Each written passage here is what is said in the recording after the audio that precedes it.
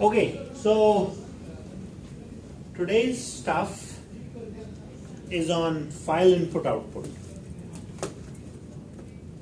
So I want to explain what that means. After that, we will look at how files live inside the operating system, and then how Java interacts with the files, and then we'll look at something called try and catch. Try and catch is something you need to use when you're doing file I/O in Java. So we'll cover that. And then we will look at working with text files. We will spend time on input and output. And I think I'll be done with this topic probably by next week. Okay?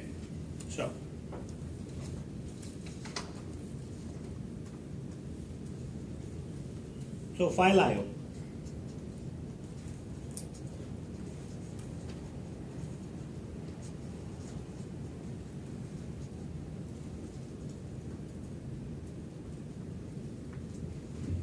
File input and output. So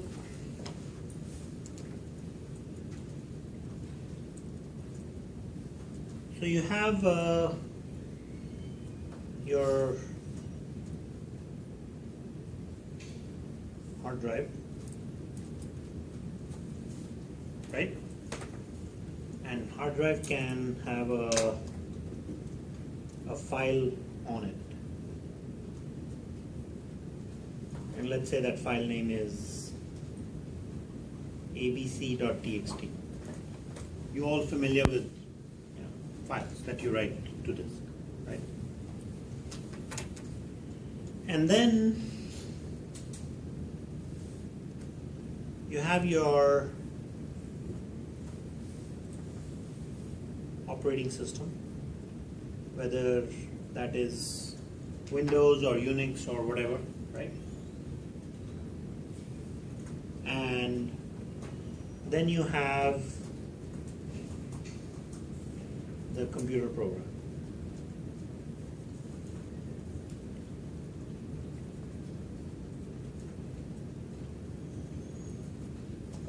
Right? So we all know, right, that computer programs run on the operating system. We also remember from our basics that operating system acts as an environment that will run programs, right? And it will manage hardware. Like hard drive is one of the hardware pieces that it manages. Okay? We all know this already, yes? If there is something that's unclear, just shout out a question. So now when a file lives on a hard drive, the file is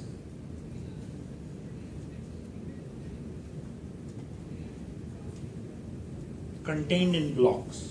So I want to help you understand what a block is. Right? When you have a hard drive, you end up blocks. When you format a hard drive, you basically end up creating these little units of storage that are blocks. Just like in this room is nicely formatted because it has tables and chairs, right? Similarly, when a hard drive is formatted, it just has units of storage. There's no empty space, right? Every little thing is like a chair in which some data can sit. It's nicely formatted, and that's a block. Block is like the smallest unit of storage. It's a structure. Now,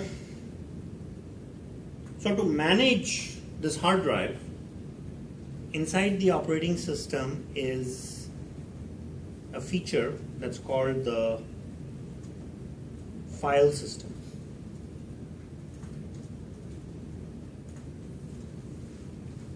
So file system is basically a database.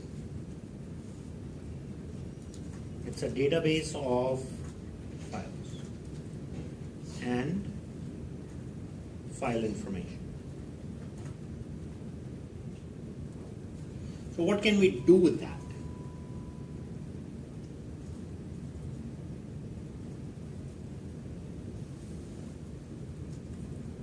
So I can say that I have file c:\abc.txt if I'm assuming Windows, right? So I'll have the name of the file. I might have the size of the file. It's 30K in size, 30 kilobytes. It's a very small file. When it was last modified,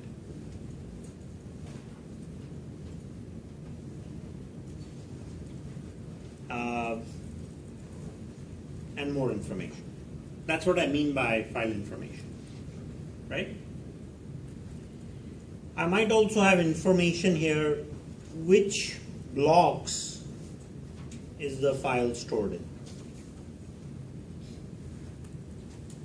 So that is those are the parts of the file system. Okay?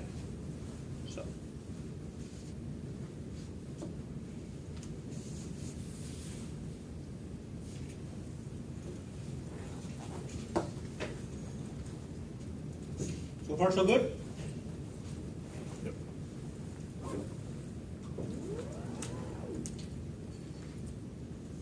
So operating system contains this info, all this info,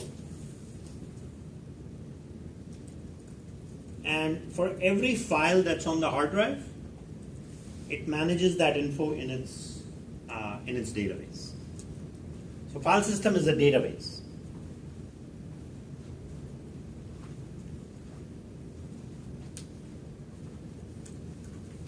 So now the computer program wants to read the file, right? So, or write a file, right? So it will make a request to the operating system. The operating system will, when reading, it will query the file system and say, does the file abc.txt exist? And it will then read the file. Because it has to find out where the file is on the operating system. Okay? It has to know where the file is on the operating system. So it finds that information from the file system. Similarly, when it's time to write, then a new entry is made into the file system. So if you were to, I guess, write a new file called resume, then a new entry will be made here. And all this information is automatically populated by the operating system. Okay?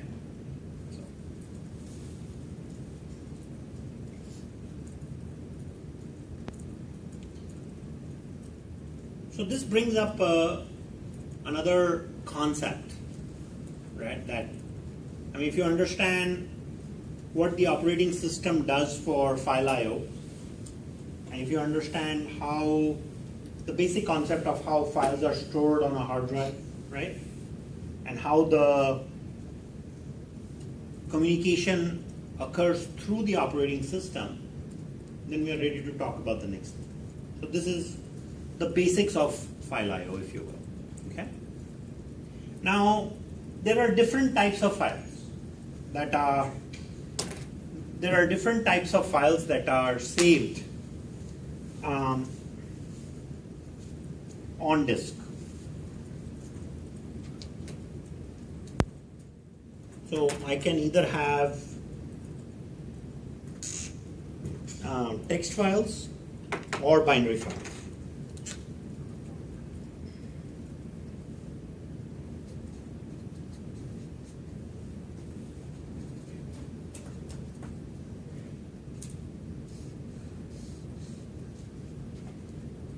So there are two types of files, binary files and text files. Binary files are not human readable. Binary files are sequences of, well, they're in binary, sequence of zeros and ones, right?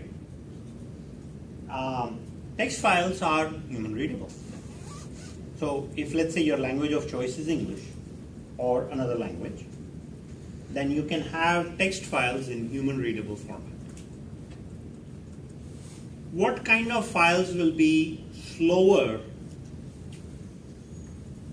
on a computer? Text files or binary files? Text files.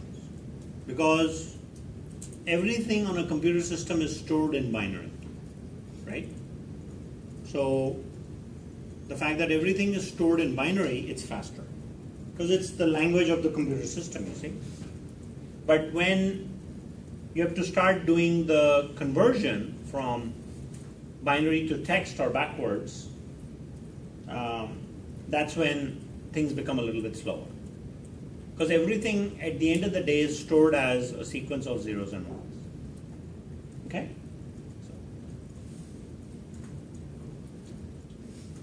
So I'm going to come back to this picture in a minute, but let's look at the difference between binary and text files. So there can be good exam questions on this topic. So in a binary file, it's one large line, whereas text files can have carriage return line feed, or it can have a return character, many return characters. You know how you hit enter on the keyboard? In technical terms, it's called a carriage return line feed. So in a text file, you have like line 1, then we hit enter, then we say line 2, we hit enter, and so on. Whereas binary file will just be one big old line of some binary representation. And it's usually,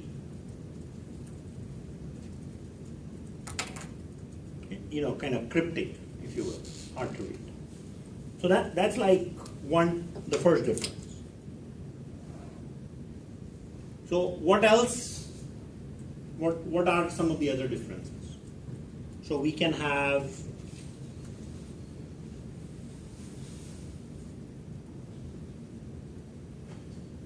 binary files are cryptic and text files are human readable.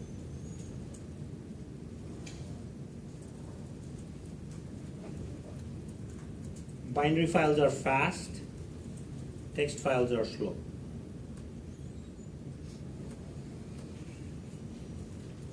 Right? Differences between binary and text.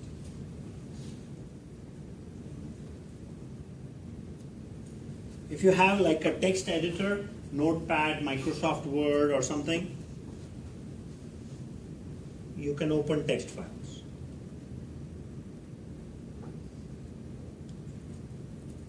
If you use a text editor, the information will be garbled. Do you guys know of one binary file from Java? What's the binary file that's created when you compile your code? Every time you run the Java code, it creates a .class file. Did you guys know that? No. Right? And we create a .java file when we create the source code, right?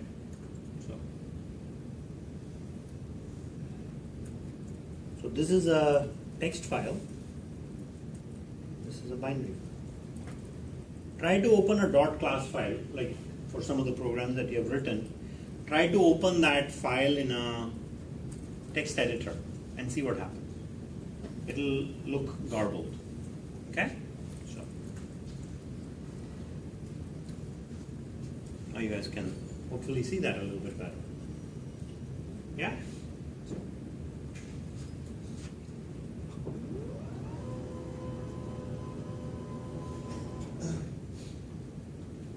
That's the lowest it will go. Unless I end up with a bad view. Or maybe I'll just do this regularly. Get it? Differences between binary and text files. Okay?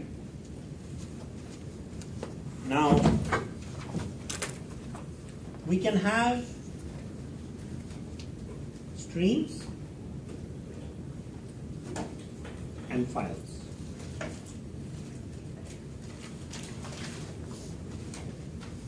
So we can have a binary stream and a text stream. We can have binary files and text files.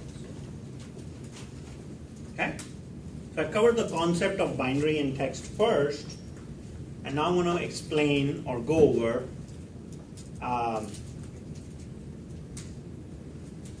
streams.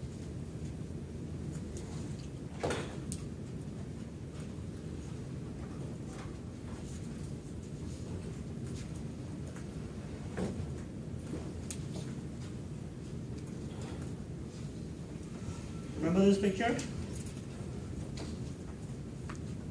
Right? So, file lives on the hard drive. So file is in permanent storage.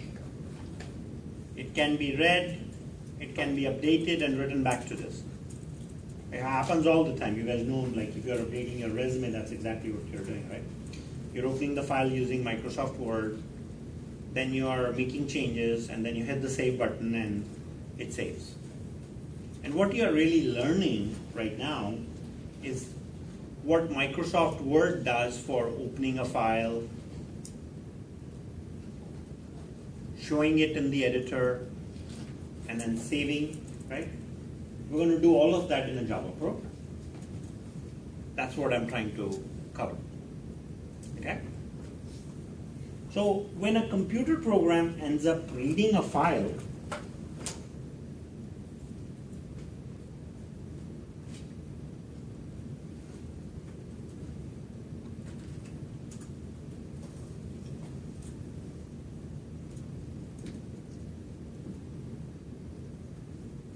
it's going to use streams. So what does that mean? So this is like an input stream, right? And this is an output stream. So what a stream is, it's like a little pipe between the program and the file. Does that make sense? If you were to have, like, let's go to chemistry lab or chemistry thinking for a minute. You have two beakers connected using a little pipe, right? So one beaker could be the program, the other beaker could be the file, and the pipe that's connecting the two is the stream. So basically what happens is, stream is a sequence of bytes.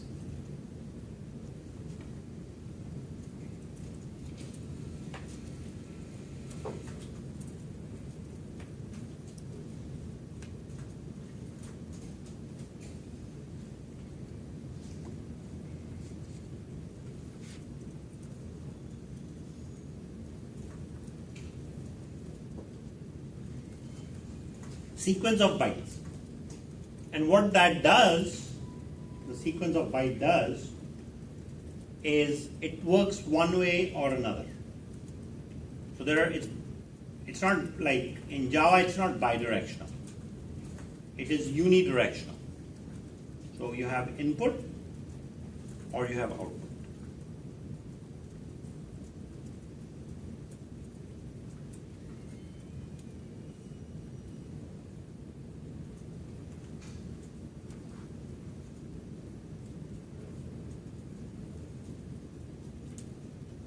So there is also a concept of a buffer. So when I'm reading data,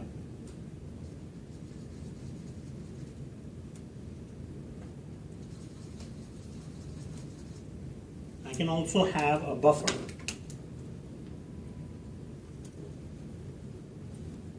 And the idea of the buffer is to make input output faster. So let's say if I'm reading data from a file and I have a little buffer, right? What I can do is put some of the bytes or some of the characters in that buffer ahead of time. I can read ahead and put that information for the program to capture. So buffers are, it's memory used for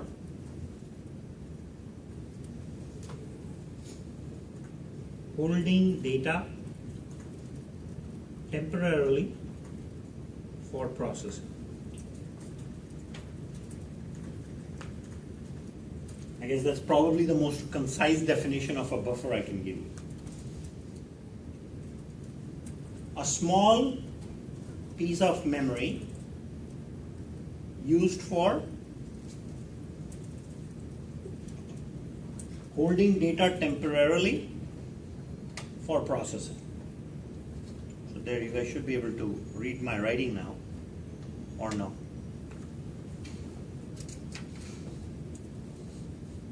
Is that readable?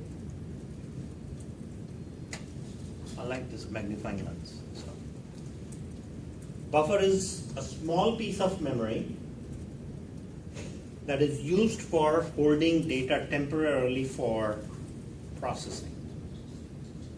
Get that? So you've learned about streams, buffers, and file. And you also know how each one is used together.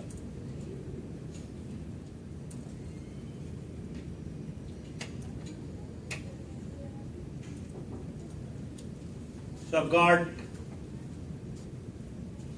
file, buffer, and a string. How these are all kind of attached together.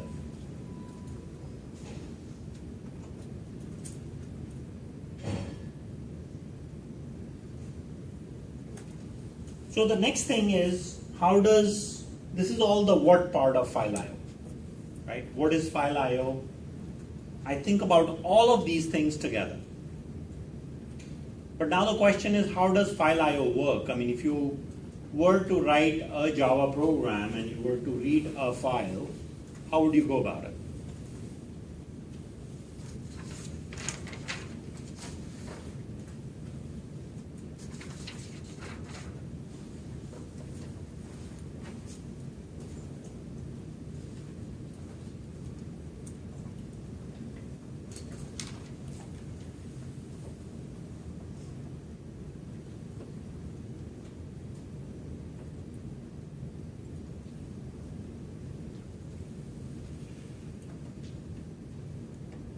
How does file IO work, right?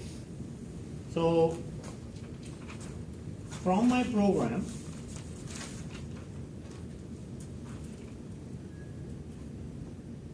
Java programs run on top of the Java virtual machine. Do you guys know what Java virtual machine is? Or JVM? I'm sure you've heard of it by now, right? And then the program runs on top of the operating system.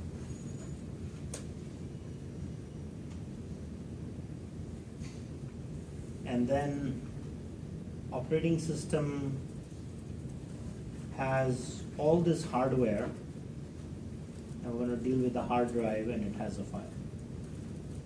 And don't forget, there is a file system here. Yes? Are you able to think about all those components considering what we have already talked about? Yes? So now program wants to open a new file.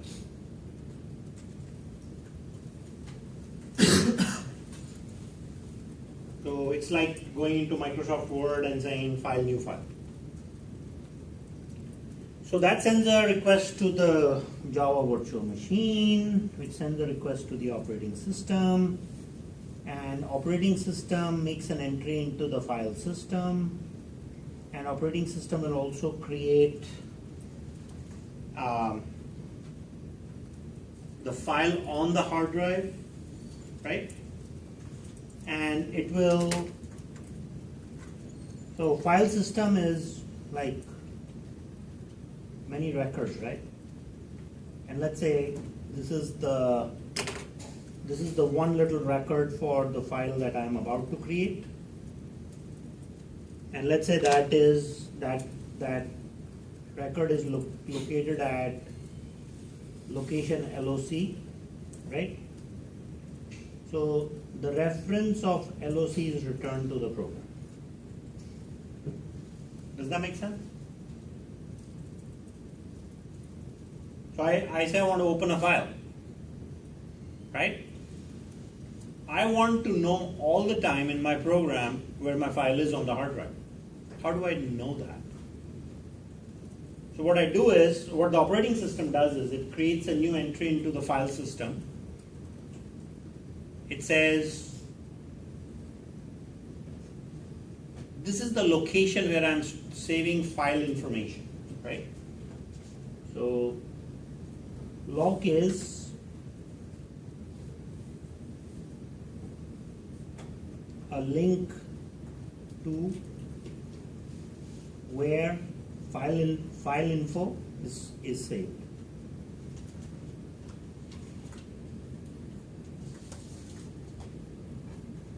That's an important piece of information to grasp.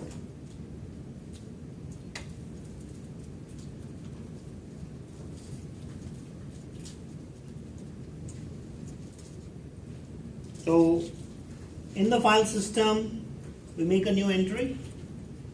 It becomes a big old database record, and that location where that record is saved, I take that and I give it to the program. So that way, the program always knows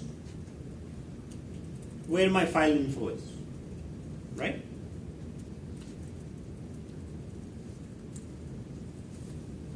We will call that file reference for our conversation in the lectures. Because when I start showing you the code, I want you guys to be able to make sense of this. So we'll call it file reference. Okay? This is file reference in the picture. So now this is for when I want to open a new file for writing to disk. This is how that thing seems to work.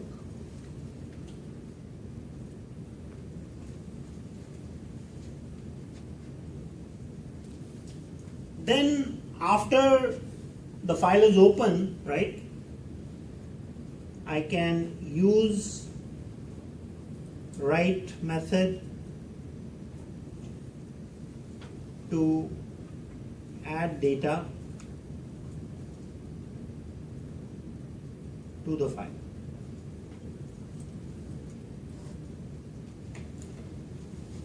I mean, I can open a file. So I write a new file altogether. I can also open a file to append to it. So I can open a file to write, to create a new file, or to append. I can do any of those operations.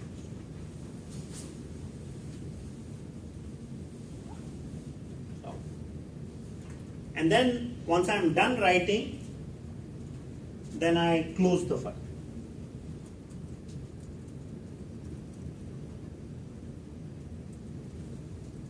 That's the last step. I close the file. Java, you don't have to close files, but it's a good programming habit.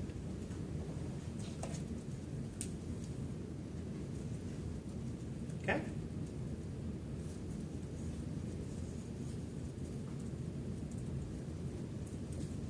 Are we doing okay on how to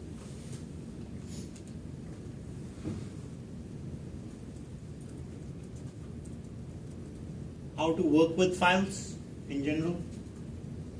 Are these concepts clear? Some of you may have looked at this before, but I assume no knowledge of file I/O. And I want you guys to know all this. So, because files, as you can see, you're working with the operating system, you're working with the Java virtual machine, so there's a lot there to understand. Okay? So we are going to deal with file reference one more time when we talk about reading files.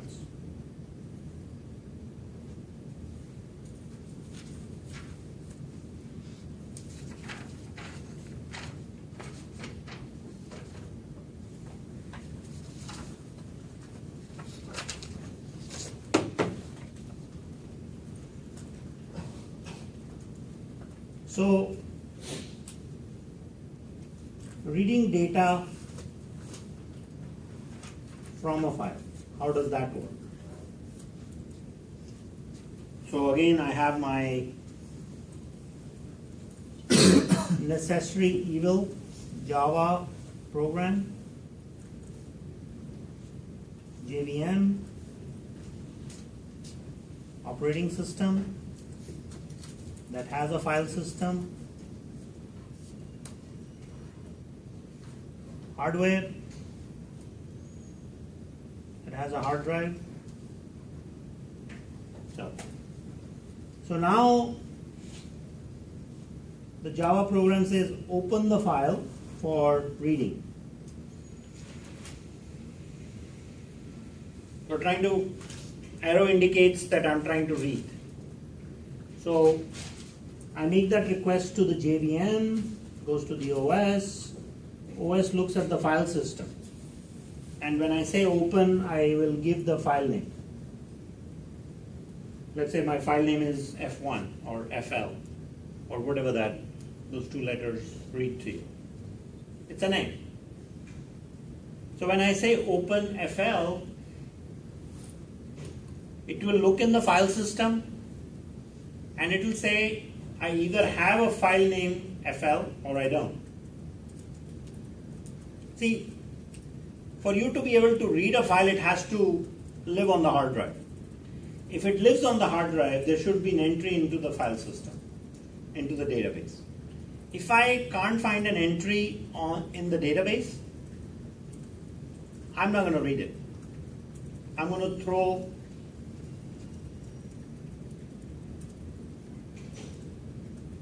an exception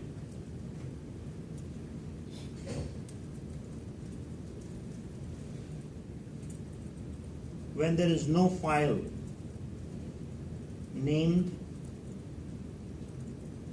F1. Okay, we'll make that a 1 too. So now my 1 looks like a 1. So I'm going to throw an exception.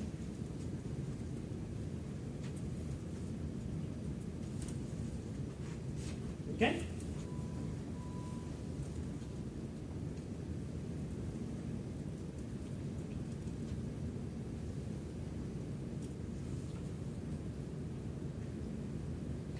if the file is there in the file system, then the usual, right? Let's say this is the record that points for, that has info for F1. So I'm going to take that entry and I'm going to give the reference to that entry to my program. So now my program knows where the file info is. So every time I change the file, like if let's say I end up adding more characters in the file size is obviously changing, right? So the operating system is going to update the file system when the file was changed, how many new characters were added and all that. So, but to talk to the file, I need to have access to the, what did we call it? File reference. If this was C, I would call that a file pointer. But I'm not allowed to use the word pointer in Java, because Java has no pointers.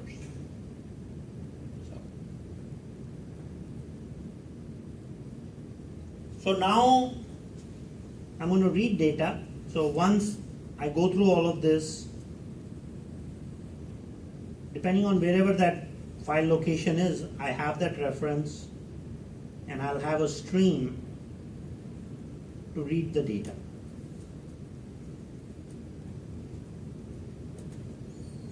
So I'll either use an input stream or an output stream. If I'm reading, input stream. If I'm writing, output stream. And do you all know what a method is? Yeah? We're going to use a bunch of methods for doing all this.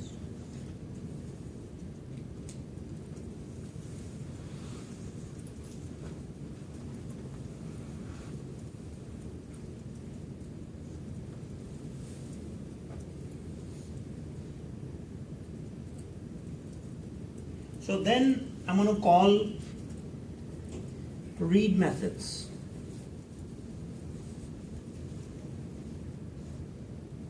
And I'm going to read values, and then until end of file.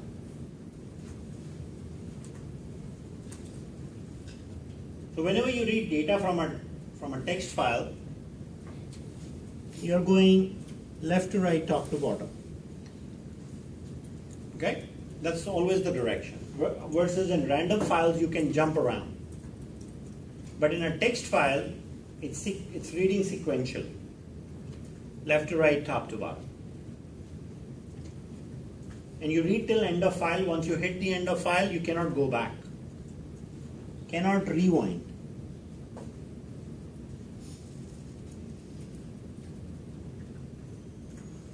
And then after that you'll close the file.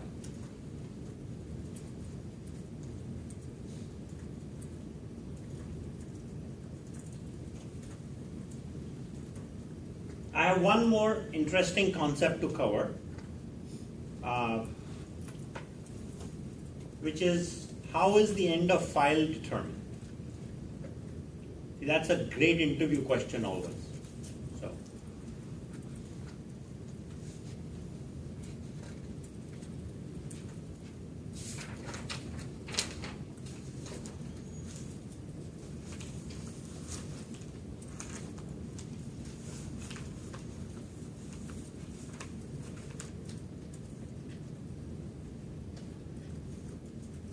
And this is by operating system.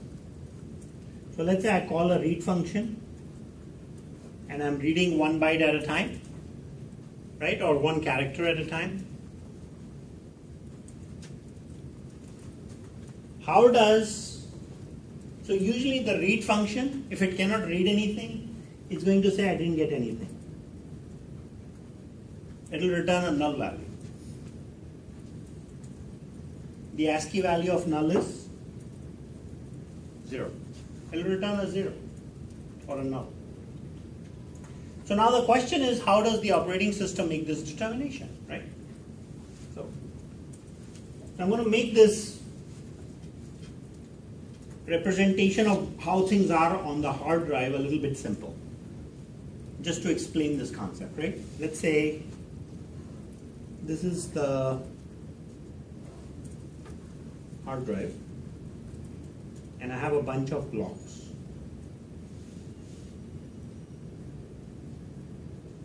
Okay? And let's say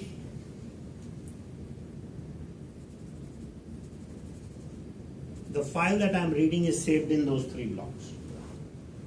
Okay?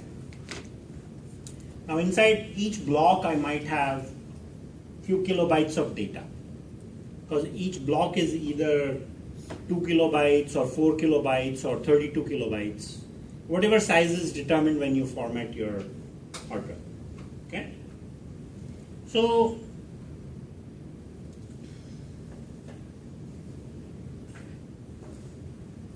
this block is full, and let's say we are in this block, and here are some of the characters in, this is the last character in file.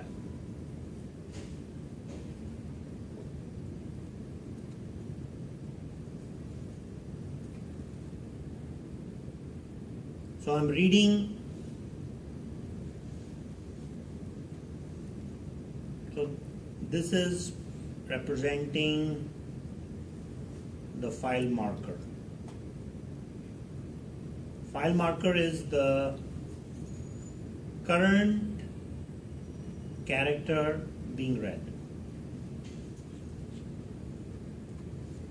So let's say I call the read function and I happen to be in this location. Okay?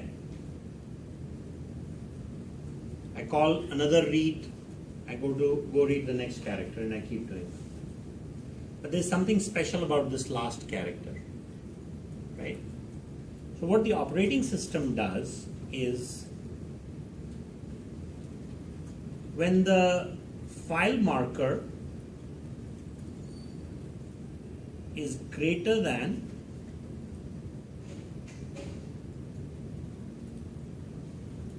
the file size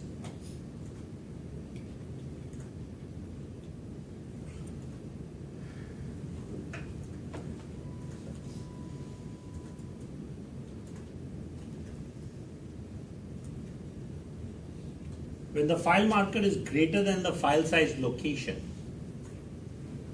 Does that make sense? So let's say let's expand on this a little bit. Let's say I have a file starting location is 10, and let's say the file size is 15. So ending file size location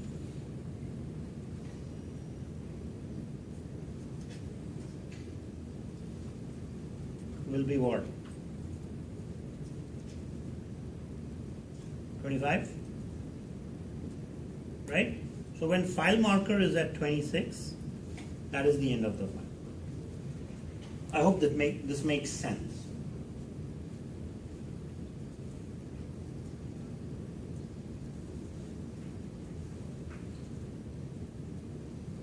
So when I'm looking at file size location, right, this guy right here, that is the last character in the file. And excuse me, bring that down. I don't even know what I'm pointing at. So this guy right here.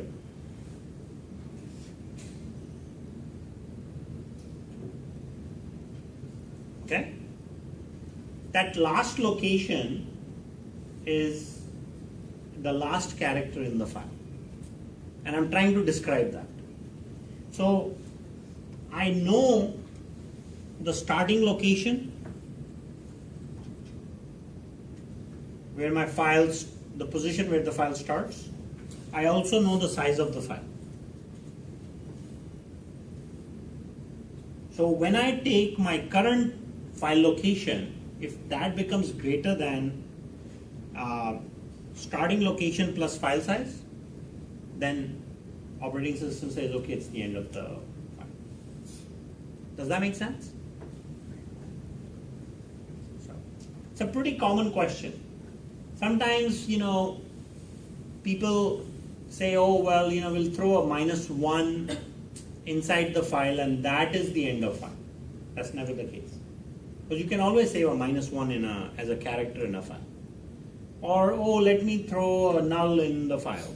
There's no such thing. The functions that are reading the data return null or -1 to indicate it's the end of the file. But then that work in turn is being done by the operating system, and this is how the operating system is thinking, and I should be clear, at a high level. When you guys proceed with computer science and you learn about operating systems a little more, you will get a more microscopic view of what I just covered. I just wanted to specify something in English for now.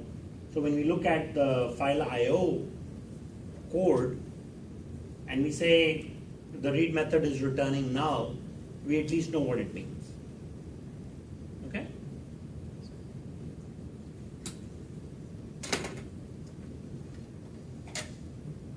Question?